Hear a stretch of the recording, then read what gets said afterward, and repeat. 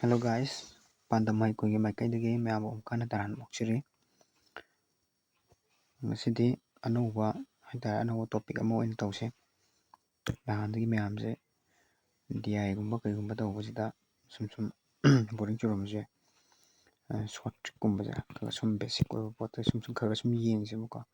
ꯀꯃꯥꯏꯅ ꯇꯧꯕ ꯍꯥꯏꯔꯀꯥꯟꯗ ꯄꯥꯔꯁꯦꯟꯇꯦꯖ ꯑꯣꯏꯕ ꯄꯣꯠꯇꯒꯤ ꯐ꯭ꯔꯦꯛꯁꯟꯗ ꯁꯠ ꯂꯥꯎꯅ ꯀꯃꯥꯏꯅ ꯑꯣꯟꯕ, ꯐ꯭ꯔꯦꯛꯁꯟ ꯑꯣꯏꯔꯝꯕꯁꯦ ꯄꯥꯔꯁꯦꯟꯇꯦꯖꯇ ꯀꯃꯥꯏꯅ ꯑꯣꯟꯈꯠꯀꯗꯒꯦ, ꯑꯗꯨꯒꯤ ꯃꯇꯥꯡꯗ ꯁꯨꯝ ꯌꯦꯡꯁꯦꯕꯀꯣ꯫ ꯑꯗꯨꯅ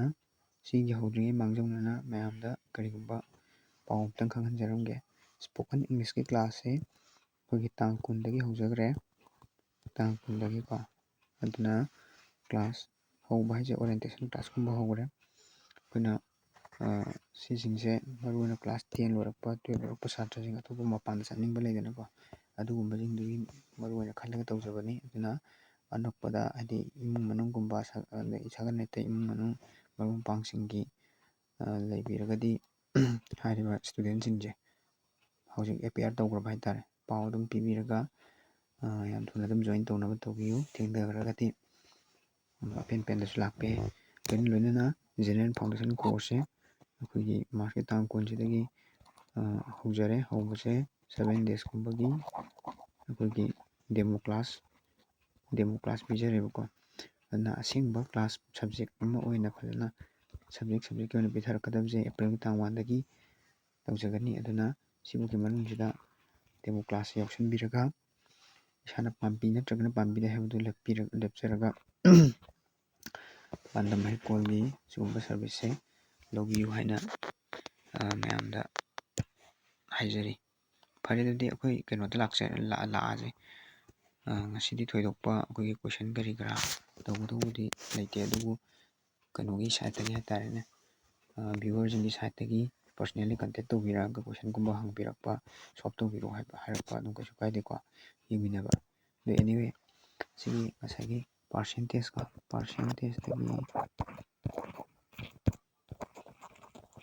ꯄꯥꯔꯁꯦꯟꯇꯦꯖꯇꯒꯤ ꯐ꯭ꯔꯦꯛꯁꯟ ꯑꯣꯟꯕꯁꯦ ꯍꯥꯟꯅ ꯌꯦꯡꯁꯦꯕꯀꯣ꯫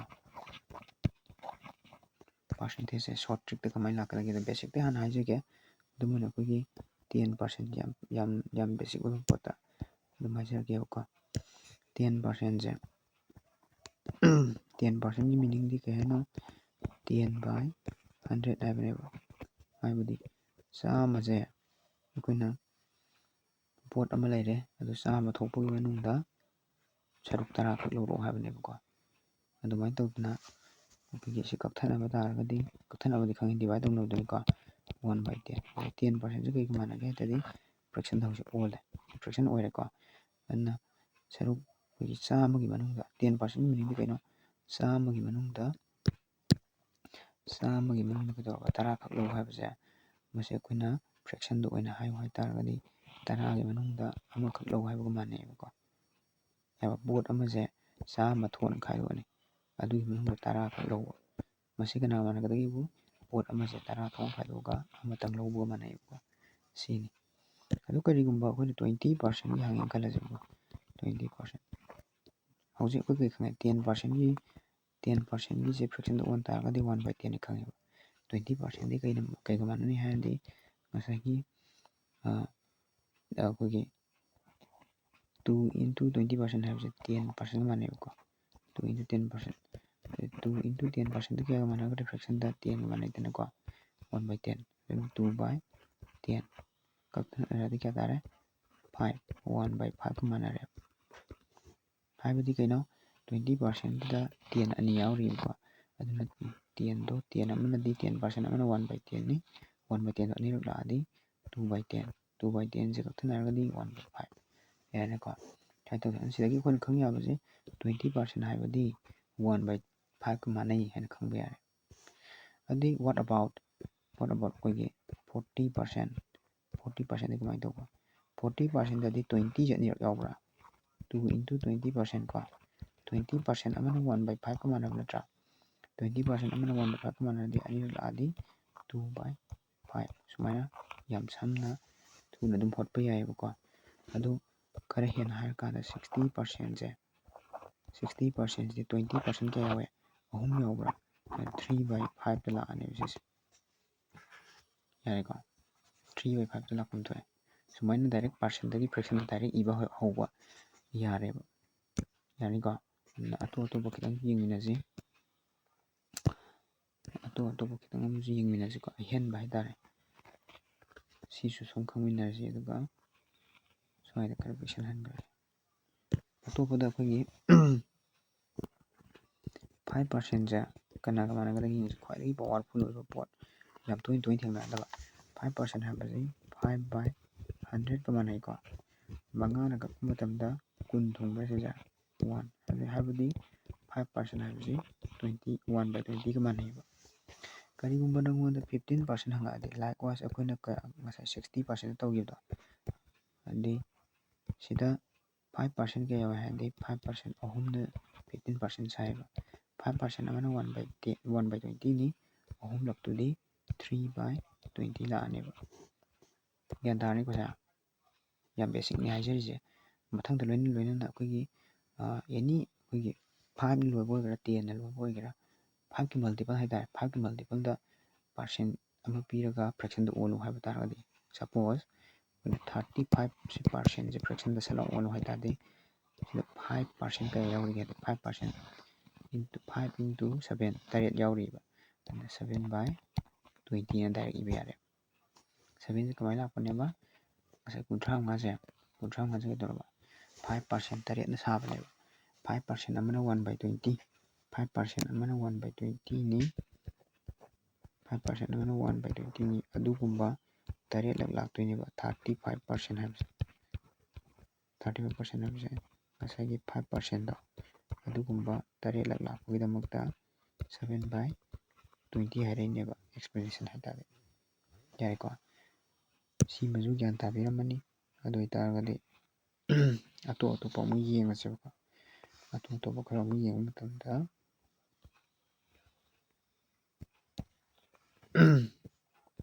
ꯁꯤꯃ ꯁ꯭ꯋꯥꯏ ꯊꯝꯖꯔꯒꯦ ꯑꯇꯣꯞꯄ ꯈꯔ ꯑꯃꯨꯛ ꯌꯦꯡꯁꯤ ꯑꯩꯈꯣꯏꯅ ꯁꯦ 45% ꯍꯥꯏꯔꯁꯦꯕꯀꯣ 45%ꯗꯤ ꯀꯌꯥ ꯃꯥꯟꯅꯩ 5% ꯀꯌꯥ ꯌꯥꯎꯔꯤ ꯁꯤꯗ 9 ꯌꯥꯎꯕ꯭ꯔꯥ 5 9ꯁꯦ 45 ꯀꯣ 9/20ꯗ ꯂꯥꯛꯑꯅꯦꯕ ꯑꯗꯨꯗꯤ ꯂꯥꯏꯛ ꯋꯥꯏꯁ 85%ꯗꯤꯀꯌꯥ ꯃꯥꯟꯅꯩ 85ꯇ ꯑꯩꯈꯣꯏꯒꯤ 85ꯇ 5%ꯀꯌꯥ ꯌꯥꯎꯔꯤꯒꯦꯗꯤ 85ꯁꯦ ꯑꯩꯈꯣꯏꯅ 100 ꯂꯣꯝꯗ ꯌꯦꯡꯉꯣ 100ꯗꯒꯤ ꯀꯌꯥ ꯇꯥꯊꯩꯁꯦ 100%ꯗꯒꯤ ꯌꯦꯡꯕ ꯃꯇꯝꯗ ꯑꯍꯨꯝ ꯇꯥꯊꯕ ꯅꯠꯇ꯭ꯔꯣ 100%ꯗꯒꯤꯗꯤ ꯃꯁꯤꯁꯦ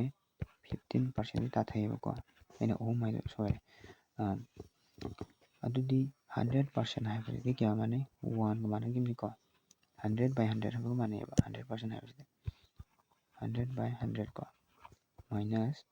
15/100ꯅꯦꯕ ꯌꯥꯔꯦꯀꯣ ꯁꯤꯗꯤ ꯀꯌꯥ ꯀꯛꯊꯠꯅꯕ ꯃꯇꯝꯗ ꯀꯌꯥ ꯇꯥꯒꯦ ꯍꯥꯏꯕ ꯃꯇꯝꯗ 3/20 ꯇꯥꯗ꯭ꯔꯣ ꯁꯤ 20ꯅ ꯀꯛꯀꯦ ꯍꯥꯏ ꯇꯥꯔꯗꯤ 20 ꯃꯈꯥꯗ ꯗꯤꯅꯣꯃꯤꯅꯦꯇꯔ ꯃꯥꯟꯅꯍꯟꯁꯦꯕꯀꯣ ꯗꯤꯅꯣꯃꯤꯅꯦꯇꯔ ꯃꯥꯟꯅ ꯇꯥꯔꯗꯤ ꯑꯪꯀꯁꯦ ꯍꯣꯠꯄꯗ ꯂꯥꯏꯌꯦꯕ ꯑꯗꯨꯅ 20/20ꯒ ꯃꯥꯟꯅꯔꯅꯤ 100/100ꯁꯦ ꯈꯥꯏꯗꯣꯛꯅꯔꯗꯤ ꯀꯌꯥ ꯇꯥꯔꯦ 17/20 ꯌꯥꯔꯦꯀꯣ ꯁꯤ ꯀꯨꯏꯕ ꯃꯥꯟꯕ ꯋꯥꯅꯤ ꯐꯠ ꯍꯣꯠꯄ ꯍꯩꯅꯕ ꯍꯣꯠꯅꯁꯦꯕꯀꯣ 95 ꯑꯣꯏꯁꯦꯕ ꯉꯁꯥꯏ ꯑꯩꯈꯣꯏꯅ ꯈꯪꯕ ꯃꯇꯝꯗ ꯀꯩꯗꯧꯔꯦ ꯁ꯭ꯋꯥꯏꯗ ꯑꯩꯅ ꯈꯤꯇꯪ ꯄꯥꯅꯤꯡꯕ ꯑꯃ ꯂꯩꯔꯦ 15% ꯍꯥꯏꯕꯁꯤ 100ꯒꯤ ꯃꯅꯨꯡ 50 ꯂꯧ ꯍꯥꯏꯕꯅꯤ ꯃꯁꯤ ꯀꯅꯥ ꯃꯥꯟꯅꯩꯕ 10ꯒꯤ ꯃꯅꯨꯡꯗ 3 ꯂꯧꯕ ꯃꯥꯟꯅꯩ ꯍꯥꯏꯅꯦꯕ ꯌꯥꯔꯦꯀꯣ 100ꯁꯦ ꯀꯌా ꯊꯣꯛꯅ ꯈꯥꯏꯗꯣꯛꯄ ꯁꯤꯗꯅ 10 ꯊꯣꯛꯅ ꯈꯥꯏꯗꯣꯛꯑꯒ 3 ꯂꯧꯕ ꯃꯥꯟꯅꯩ 100ꯗꯒꯤ 50 ꯂꯧꯕ ꯍꯥꯏꯕꯁꯦ ꯃꯄꯨꯝꯗꯣ ꯁꯤꯒꯤ ꯃꯇꯥꯡꯗ ꯍꯥꯏꯔꯤꯁꯤ ꯀꯔꯤꯝ ꯅꯠꯇꯦ ꯁꯤꯒꯤ ꯑꯦꯔꯤꯌꯥꯁꯤꯒꯤ ꯃꯇꯥꯡꯗ ꯍꯥꯏꯗꯤ ꯑꯁꯤꯒꯤ ꯃꯇꯥꯡꯗ ꯍꯥꯏꯁꯦ ꯀꯔꯤꯒꯨꯝꯕ ꯅꯝꯕꯔ ꯃꯄꯨꯝ ꯑꯆꯧꯕ ꯑꯃ ꯂꯩꯔꯦ ꯑꯗꯨ 100 ꯊꯣꯛꯅ ꯈꯥꯏꯗꯣꯛꯑꯒ 50 ꯈꯛ ꯂꯧ ꯍꯥꯏꯕꯅꯦꯕ ꯁꯤꯗꯅ ꯉꯁꯥꯏ ꯃꯄꯨꯝꯗꯣ 10 ꯊꯣꯛꯅ ꯈꯥꯏꯗꯣꯛꯑꯒ 3 ꯂꯧꯕ ꯃꯥꯟꯅꯩ ꯍꯥꯏꯅꯦꯕ ꯌꯥꯔꯦꯀꯣ ꯑꯗꯨ 95%ꯁꯤꯗ ꯀꯃꯥꯏꯅ ꯂꯥꯛꯄ ꯌꯥꯏ ꯍꯥꯏ ꯀꯥꯟꯗ ꯉꯁꯥꯏꯒꯤ 10 5ꯅ ꯂꯣꯏꯔꯕꯅꯤꯅ 10ꯒꯤ ꯃꯅꯨꯡꯗ ꯀꯌꯥꯅꯣ ꯁꯤꯗ 5 ꯀꯌꯥ ꯇꯥꯊꯩ ꯃꯄꯨꯝꯗꯣ ꯉꯁꯥꯏ 100ꯅꯤꯀꯣ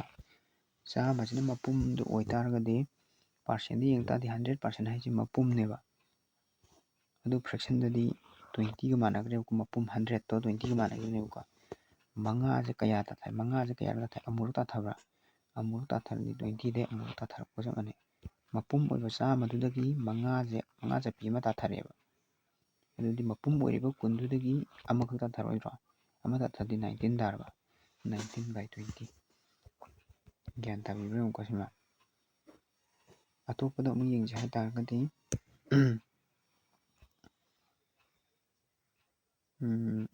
ꯁ꯭ꯋꯥꯏꯁꯦ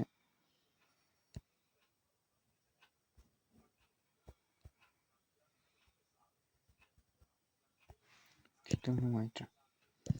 ꯁꯤ ꯍꯥꯟꯅ ꯁꯨꯝ ꯂꯩꯖꯔꯁꯨ ꯍꯥꯟꯅ ꯁꯣꯝ ꯅꯥꯀꯟꯒꯤꯁꯦ ꯑꯣꯏꯅ ꯄꯣꯔꯛꯑꯒꯦꯀꯣ ꯄꯤꯛꯁꯟꯍꯜꯂꯒꯦ ꯁꯤꯒꯤꯁꯦ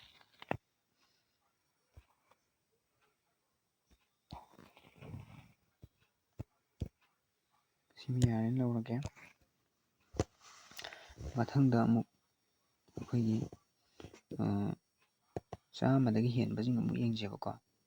ꯑꯩꯈꯣꯏꯅ ꯈꯪꯗꯣꯏꯁꯦ 5ꯀꯤ ꯃꯇꯥꯡꯁꯤꯗ 100% ꯍꯥꯏꯕꯁꯦ ꯃꯁꯤ ꯌꯨꯅꯤꯠ 20ꯒ ꯃꯥꯟꯅꯔꯦ ꯂꯧꯔꯗꯕꯅꯦꯕ 100 ꯍꯥꯏꯕꯁꯦ ꯌꯨꯅꯤꯠ 20ꯒ ꯃꯥꯟꯅꯔꯦ ꯂꯧꯔꯗꯕꯅꯦꯕ ꯌꯥꯏꯀꯣ ꯏꯟ ꯀꯦꯁ ꯑꯣꯐ 5%ꯒꯤ ꯀꯦꯁꯁꯤꯗ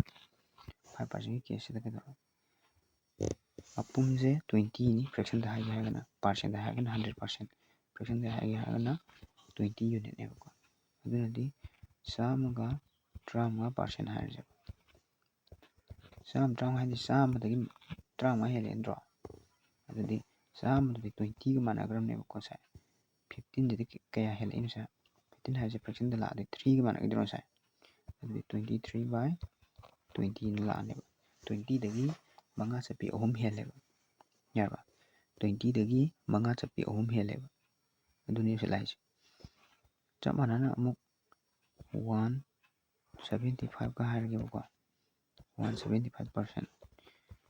ꯑꯗꯨꯗꯤ ꯁꯤ 200ꯗꯒꯤ ꯑꯣꯏꯅ ꯌꯦꯡꯉꯛꯑꯁꯦꯕ 100ꯗꯒꯤ ꯌꯦꯡꯕꯒꯤ ꯃꯍꯨꯠꯇ 100ꯗꯒꯤ 65 ꯍꯦꯜꯂꯦ ꯍꯥꯏꯕꯗꯨꯒ 200ꯗꯒꯤ 15 ꯇꯥꯊꯩ ꯍꯥꯏꯕꯗꯨꯒ ꯌꯥꯔꯦꯀꯣ ꯑꯗꯨ 15ꯗ 5 ꯆꯠꯄꯤ ꯀꯌꯥ ꯌꯥꯎꯏ 5 ꯌꯥꯎꯏꯀꯣ 5 ꯊꯥꯗꯣꯛ ꯉꯁꯥꯏꯒꯤ 100 ꯈꯨꯗꯤꯡꯒꯤ 10 ꯑꯣꯏꯕꯅꯤꯅ 200 ꯔꯣꯝꯗ ꯌꯦꯡꯉꯛꯑꯗꯤ 90 ꯇꯥꯔꯅꯤ ꯁꯤꯁꯦ 200ꯗꯒꯤ ꯌꯦꯡꯉꯛꯑꯗꯤ 200% ꯔꯣꯝꯗꯒꯤ ꯌꯦꯡꯉꯛꯑꯗꯤ ꯃꯥꯁꯦ 40ꯒ ꯃꯥꯟꯅꯔꯛꯇꯣꯏꯅꯤ ꯌꯨꯅꯤꯠ ꯃꯔꯝꯗꯤ ꯀꯩꯒꯤꯅꯣ 100ꯁꯤꯅ 10ꯒ ꯃꯥꯟꯅꯈꯤꯕꯒꯤ 200ꯁꯤꯗꯤ 90ꯒ ꯃꯥꯟꯅꯩꯅꯦ 200ꯗꯒꯤ 5 ꯆꯠꯄꯤ ꯀꯌꯥ ꯇꯥꯏꯌꯦꯕ 5 ꯆꯠꯄꯤ 5 ꯇꯥꯔꯦꯕ 5 ꯆꯠꯄꯤ 5 ꯇꯥꯔꯗꯤ 90ꯗꯒꯤ 5 ꯆꯠꯄꯤ 5 ꯇꯥꯊꯔꯛꯄ ꯆꯞ ꯃꯥꯟꯅꯩ 35/20ꯅ ꯂꯥꯛꯇꯣꯏꯅꯦ ꯁꯤꯁꯦ ꯌꯥꯔꯕ 100ꯗꯒꯤ ꯌꯦꯡꯉꯛꯄꯅꯦꯕ ꯗꯤꯅꯣꯃꯤꯅꯦꯇꯔ ꯂꯩꯗꯣꯏꯁꯦ ꯃꯄꯨꯝꯗꯨ ꯂꯩꯒꯗꯕꯅꯦꯕ ꯃꯄꯨꯝ ꯍꯥꯏꯁꯦ 100ꯗꯨꯅꯦꯕ ꯌꯥꯔꯦꯀꯣ ꯑꯗꯨꯅ ꯁꯤꯁꯦ ꯃꯈꯥ ꯇꯥꯅ ꯀꯛꯊꯠꯅꯕ ꯃꯇꯝꯗ ꯀꯌꯥ ꯇꯥꯏ ꯍꯥꯏꯕ ꯃꯇꯝꯗ 5ꯅ ꯀꯛꯑꯁꯤꯀꯣ 7/4ꯒꯨꯝꯕ ꯇꯥꯔꯛꯀꯅꯦꯕ ꯑꯟꯁꯔꯁꯦ ꯌꯥꯔꯦꯀꯣ 7/4ꯒꯨꯝꯕ ꯇꯥꯔꯛꯀꯅꯤ ꯀꯛꯊꯠꯅꯔꯀꯥꯟꯗ ꯁꯤꯃ ꯆꯥꯎꯔꯥꯛꯄ ꯑꯃ ꯈꯪꯉꯝꯃꯅꯤ ꯌꯥꯔꯦꯀꯣ ꯆꯞ ꯃꯥꯟꯅꯅ ꯑꯇꯣꯞꯄꯗ ꯑꯃꯨꯛ ꯌꯦꯡꯁꯦꯕ ꯁꯨꯃꯥꯏꯅ ꯑꯩꯈꯣꯏꯒꯤ ꯐ꯭ꯔꯦꯛꯁꯟꯒꯤ ꯄꯥꯔꯁꯦꯟꯇꯦꯖꯇꯒꯤ ꯐ꯭ꯔꯦꯛꯁꯟꯗ ꯑꯗꯨꯗꯤ ꯑꯩꯈꯣই ꯍꯧꯖꯤꯛ ꯀꯩꯅꯣ ꯑꯃ ꯌꯦꯡꯉꯁꯦꯕ ꯐ꯭ꯔꯦꯛꯁꯟꯗꯒꯤꯀꯣ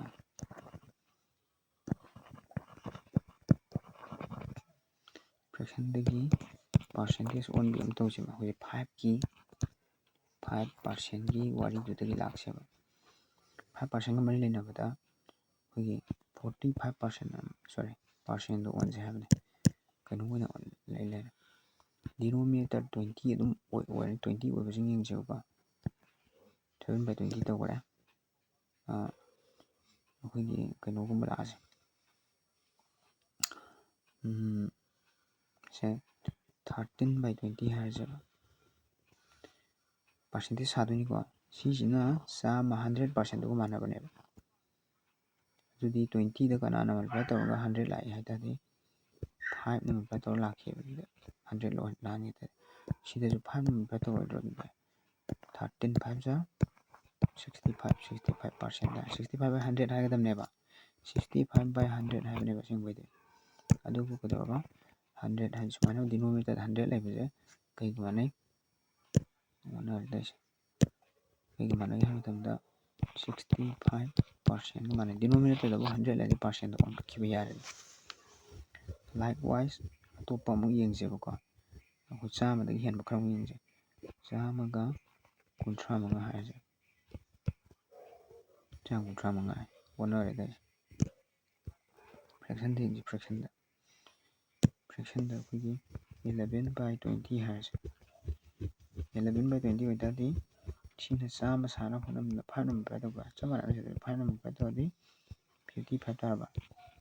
55% ꯈꯪꯒꯅꯤꯀꯣ ꯑꯇꯣꯞꯄ ꯑꯃꯗ ꯑꯃꯨꯛ ꯑꯩꯈꯣꯏꯒꯤ ꯁꯦ ꯑꯩꯈꯣꯏꯒꯤ ꯀꯩꯅꯣ ꯑꯃꯨꯛ ꯍꯥꯏꯔꯁꯤ 12/20ꯒ ꯍꯥꯏꯔꯁꯦꯕ ꯑꯗꯨ ꯁꯤꯗꯁꯨ 5ꯅ ꯃꯜꯇꯤꯄ꯭ꯂꯥꯏ ꯇꯧꯔꯛꯏꯁꯨ ꯑꯗꯨꯗꯤ ꯈꯔ ꯁꯝꯖꯤꯜꯂꯀꯥꯟꯗ 60% ꯇꯥꯔꯦ ꯈꯪꯒꯅꯤꯀꯣ 60% ꯇꯥꯔꯅꯦꯕ ꯑꯗꯨꯁꯨ 5ꯅ ꯃꯜꯇꯤꯄ꯭ꯂꯥꯏ ꯇꯧꯕꯗ 100 ꯇꯥꯈꯤꯕꯅ 100ꯇꯣ ꯀꯥꯏ ꯆꯠꯈ꯭ꯔꯦ ꯄꯥꯔꯁꯦꯟ ꯑꯣꯏꯅ ꯑꯣꯟꯈꯠꯈ꯭ꯔꯦ ꯌꯥꯏꯅ ꯑꯗꯒꯤ 14/20 ꯍꯥꯏꯕꯅꯤ ꯑꯗꯨꯗꯤ ꯁꯤꯗ 5ꯅ ꯃꯜꯇꯤꯄ꯭ꯂꯥꯏ ꯇꯧ ꯌꯥꯔꯦꯕ 5ꯅ ꯃꯜꯇꯤꯄ꯭ꯂꯥꯏ ꯇꯧꯔꯗꯤ 70 ꯇꯥꯔꯝꯃꯅꯤ 70%. ꯑꯗ 5ꯀꯤ ꯃꯜꯇꯤꯄ꯭ꯂꯤꯀꯦꯁꯟꯁꯨ ꯂꯩꯀꯣ 5ꯀꯤ ꯃꯜꯇꯤꯄ꯭ꯂꯤꯀꯦꯁꯟꯁꯨ ꯂꯩ 5ꯀꯤ ꯃꯜꯇꯤꯄ꯭ꯂꯤꯀꯦꯁꯟꯒꯤ ꯁꯣꯔꯠ ꯇ꯭ꯔꯤꯛ ꯂꯩ ꯑꯗꯨꯁꯨ ꯑꯩ ꯑꯗꯨꯝ ꯍꯥꯏꯖꯔꯝꯒꯦ ꯀꯔꯤꯒꯨꯝꯕ ꯅꯪꯅ ꯑꯦꯅꯤ ꯅꯝꯕꯔ ꯑꯃ ꯑꯗꯨꯝ ꯍꯥꯏꯖꯔꯛꯑꯒꯦꯀꯣ ꯀꯔꯤꯒꯨꯝꯕ ꯁꯣꯝꯅ ꯀꯔꯤꯒꯨꯝꯕ ꯑꯩꯈꯣꯏꯒꯤ 5ꯁꯤꯅ ꯑꯦꯅꯤ ꯅꯝꯕꯔ ꯑꯃꯗ ꯃꯜꯇꯤꯄ꯭ꯂꯥꯏ ꯇꯧꯕ ꯄꯥꯝꯃꯦꯕ ꯑꯦꯅꯤ ꯅꯝꯕꯔ ꯑꯃꯗ ꯁꯤꯒꯤ ꯑꯦꯅꯤ ꯅꯝꯕꯔꯁꯦ ꯃꯁꯤ ꯇꯪꯈꯥꯏ ꯇꯥꯊꯣꯛꯄꯤꯌꯨ ꯗꯤꯚꯥꯏꯗꯦꯠ ꯕꯥꯏ ꯀꯅꯥ 2 ꯇꯪꯈꯥꯏ ꯇꯥꯊꯣꯛꯄꯤꯌꯨ ꯑꯗꯨꯒ 10ꯅ ꯃꯜꯇꯤꯄ꯭ꯂꯥꯏ ꯇꯧꯁꯟꯕ ꯌꯥꯏ 10ꯅ ꯃꯜꯇꯤꯄ꯭ꯂꯥꯏ ꯇꯧꯁꯟꯕ ꯍꯥꯏꯗꯤ ꯑꯦꯛꯖꯥꯝꯄꯜ 5 ꯏꯟꯇꯨ ꯑꯩꯈꯣꯏꯒꯤ 24 ꯍꯥꯏꯔꯒꯦꯕꯀꯣ 24ꯁꯤ ꯇꯪꯈꯥꯏ ꯇꯥꯔꯣ 1 to 12 ꯇꯥꯕ꯭ꯔꯥ 0 ꯑꯃ ꯍꯥꯞꯆꯤꯟꯕ 10ꯅ ꯃꯜꯇꯤꯄ꯭ꯂꯥꯏ ꯇꯧ ꯍꯥꯏꯇꯥꯔꯗꯤ 0 ꯑꯃ ꯍꯥꯞꯀꯠꯂꯣ ꯍꯥꯏꯅ 5ꯅ ꯀꯅꯥꯒꯨꯝꯕ ꯑꯩꯈꯣꯏꯒꯤ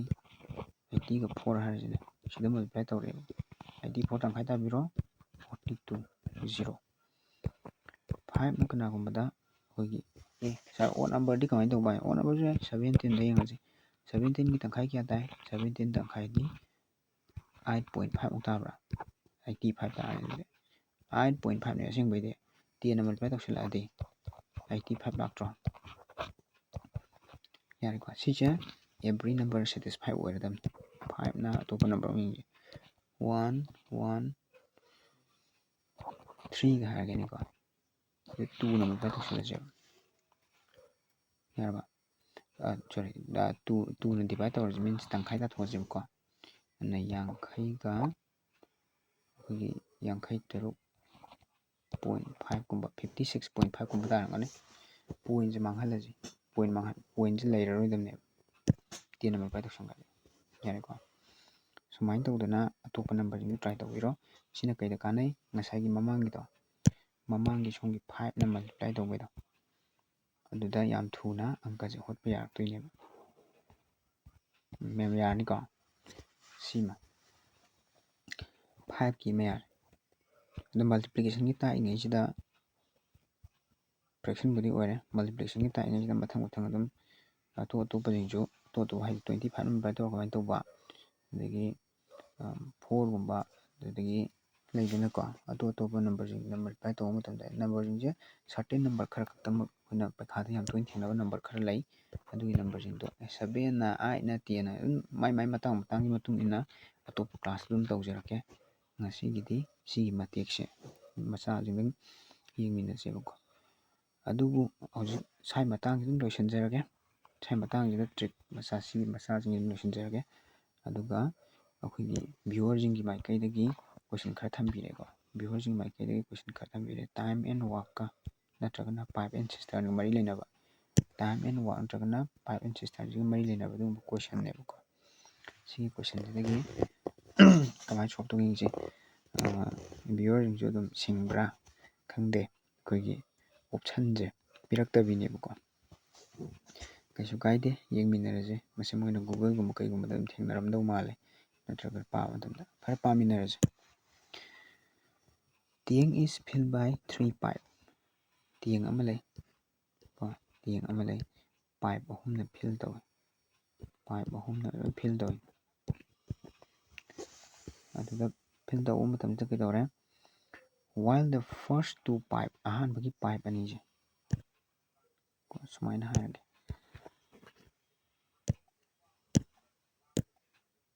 ꯇꯦꯡ ꯑꯃ ꯂꯩꯔꯦ ꯅꯠꯇ꯭ꯔꯥ ꯇꯦꯡ ꯑꯃ ꯂꯩꯔꯦ ꯁꯤꯗ ꯄꯥꯏꯞ P1 P2 P3 ꯁꯤꯗ ꯊꯜꯍꯟꯗꯣꯏꯅꯤꯀꯣ ꯑꯍꯥꯟꯕꯒꯤ ꯄꯥꯏꯞꯁꯤꯒ ꯑꯗꯒꯤ ꯑꯅꯤꯁꯨꯕ ꯄꯥꯏꯞꯁꯤꯒ P1 P2 ꯑꯍꯥꯟꯕꯒꯤ ꯑꯣꯄꯔꯦꯇꯤꯡ ꯁꯥꯏꯃꯜꯇꯦꯅꯤꯌꯁꯂꯤ ꯃꯕꯥꯅꯤꯃꯛꯁꯦ ꯄꯨꯂꯞ ꯊꯥꯗꯃꯤꯟꯅꯕ ꯍꯥꯏꯇꯥꯔꯦ ꯃꯕꯥꯅꯤꯃꯛ ꯄꯨꯂꯞ ꯊꯥꯗꯃꯤꯟꯅꯕ ꯗꯤ ꯐꯤꯜ ꯗ ꯇꯦꯡ ꯏꯟ ꯁꯦꯝ ꯗ꯭ꯌꯨꯔꯦꯁꯟ ꯆꯞ ꯃꯥꯟꯅꯕ ꯃꯇꯝ ꯂꯧꯋꯦꯕ ꯀꯅꯥꯒ ꯗꯦꯠ ꯊꯥꯔꯠ ꯄꯥꯏꯞ ꯇꯦꯛꯁ ꯑꯍꯨꯝꯁꯨꯕ ꯃꯇꯝꯁꯤꯒ ꯑꯍꯨꯝꯁꯨꯕ ꯄꯥꯏꯞꯁꯤꯅ ꯂꯧꯔꯤꯕ ꯃꯇꯝꯁꯤꯒ ꯃꯕꯥꯅꯤꯅ ꯊꯥꯗꯕ ꯃꯇꯝꯒ ꯃꯥꯟꯅꯩ ꯍꯥꯏꯅꯤ ꯑꯗꯨꯗꯤ ꯃꯕꯥꯅꯤ ꯄꯨꯟꯁꯤꯜꯂꯒ ꯁꯨꯔꯤꯕ ꯊꯕꯛꯁꯤꯒ ꯃꯥ ꯃꯇꯣꯟꯗꯒꯤ ꯊꯕꯛꯀ ꯃꯥꯟꯅꯩ ꯍꯥꯏꯕꯅꯦꯕ ꯑꯗꯨꯗꯤ ꯑꯗꯨꯒꯤ ꯊꯕꯛꯇꯣ ꯍꯥꯏꯗꯤ ꯁꯤꯒꯤ ꯊꯕꯛꯁꯦ ꯑꯩꯈꯣꯏꯅ ꯏꯐꯤꯁꯤꯌꯦꯟꯁꯤ ꯀꯧꯋꯦꯕꯀꯣ ꯏꯐꯤꯁꯤꯌꯦꯟꯁꯤ ꯃꯥꯟꯅꯩ ꯍꯥꯏꯅꯤ ꯃꯕꯥꯅꯤꯒꯤ ꯏꯐꯤꯁꯤꯌꯦꯟꯁꯤꯒ ꯁꯤꯒꯤ ꯑꯅꯤꯁꯤꯒꯤ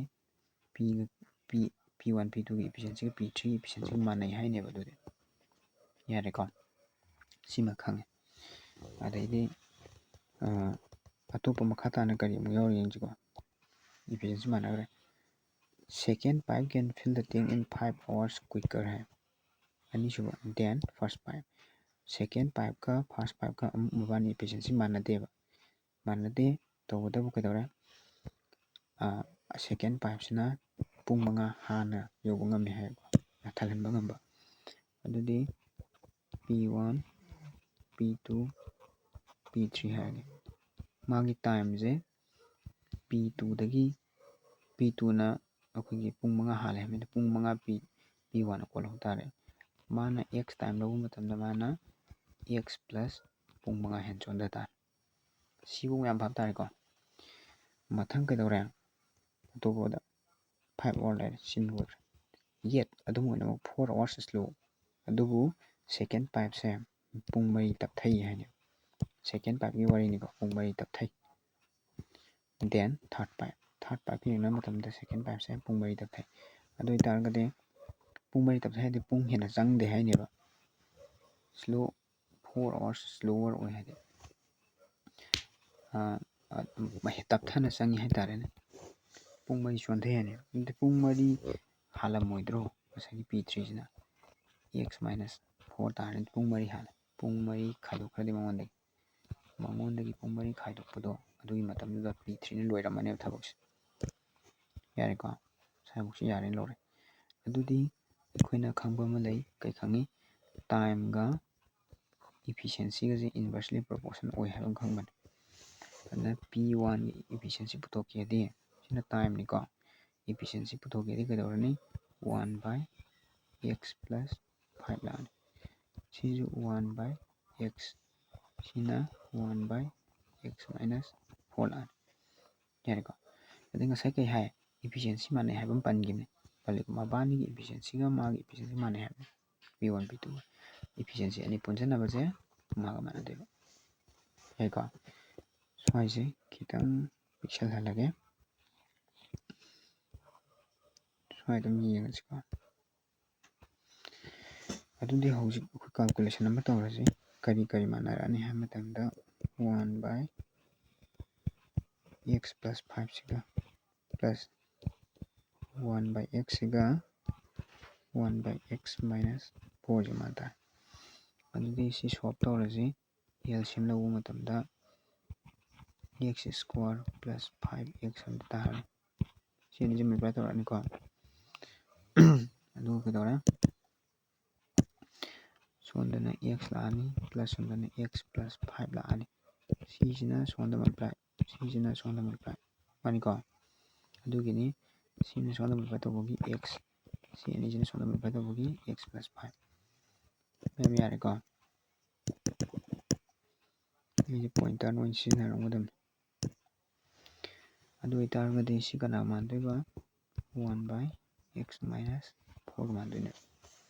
ꯁꯤꯒꯤ ꯏꯀ꯭ꯋꯦꯁꯟ ꯁꯣꯜꯕ ꯇꯧꯔ x ꯄꯨꯊꯣꯛꯑꯒ ꯂꯣꯏꯔꯦꯕ ꯑꯗꯨꯗꯤ ꯀ꯭ꯔꯣꯁ ꯃꯜꯇꯤꯄ꯭ꯂꯥꯏ ꯇꯧꯔꯁꯦ ꯅ꯭ꯌꯨꯃꯔꯦꯇꯔ ꯁꯣꯝ ꯁꯥꯏꯠꯀꯤ ꯅ꯭ꯌꯨꯃꯔꯦꯇꯔꯁꯦ ꯀꯩ ꯃꯥꯟꯅꯔꯅꯤ 2x + 5ꯒ into x - 4 into x² + 5x ꯇꯥꯔꯦ x² + 5x ꯇꯥꯔꯦꯀꯣ ꯁꯤꯃ ꯈꯤꯇꯪ ꯀꯩꯅꯣ ꯇꯧꯔꯁꯤ, ꯄꯤꯛꯁꯜꯍꯜꯂꯁꯤ. ꯍꯥꯟꯅꯒꯤꯁꯤꯁꯨ ꯈꯔ ꯄꯤꯛꯁꯜꯍꯟꯈꯤꯕ ꯌꯥꯔꯕꯖꯥꯠꯅꯤ ꯁꯤꯒꯁꯦ.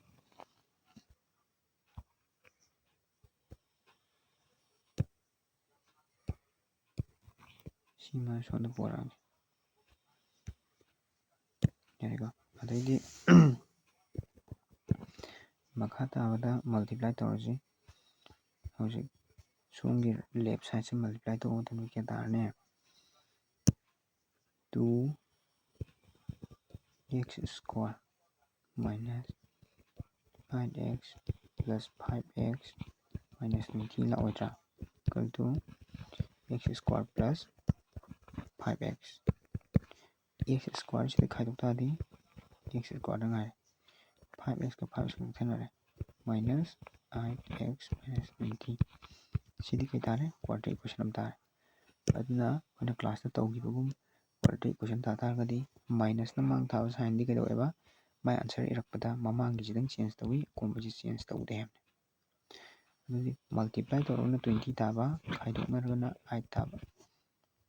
10 ꯑꯃꯁꯨꯡ ꯀꯅꯥ ꯂꯩ? 2 ꯂꯩ. ꯑꯗꯨꯗꯤ ꯅꯪꯒꯤ ꯉꯁꯥꯏꯒꯤ ꯇꯥꯏꯃꯤꯡꯁꯦ ꯅꯦꯒꯦꯇꯤꯞꯇ ꯂꯧ ꯌꯥꯗꯕꯅꯤꯅ ꯑꯟꯁꯔ Xꯒꯤ ꯚꯦꯂꯨꯁꯦ 10 ꯇꯥꯔꯦ. ꯌꯥꯅꯤꯀꯣ? ꯑꯗꯨꯅ ꯉꯁꯥꯏꯒꯤ P1ꯒꯤꯗ ꯁꯤ ꯍꯪꯉꯤꯁꯦ, ꯀꯣꯏꯁꯟꯗ ꯍꯪꯉꯤꯁꯦ what is the time need for the first pipe? ꯑꯍꯥꯟꯕ ꯄꯥꯏꯞꯁꯤꯒꯤ ꯍꯥꯏꯇꯥꯔꯗꯤ P1ꯒꯤꯗꯤ x plus 5 ꯅꯠꯇ꯭ꯔꯣ? 15. ꯌꯥꯔꯦꯀꯣ? ꯁꯨꯃꯥꯏꯅ. Thank you.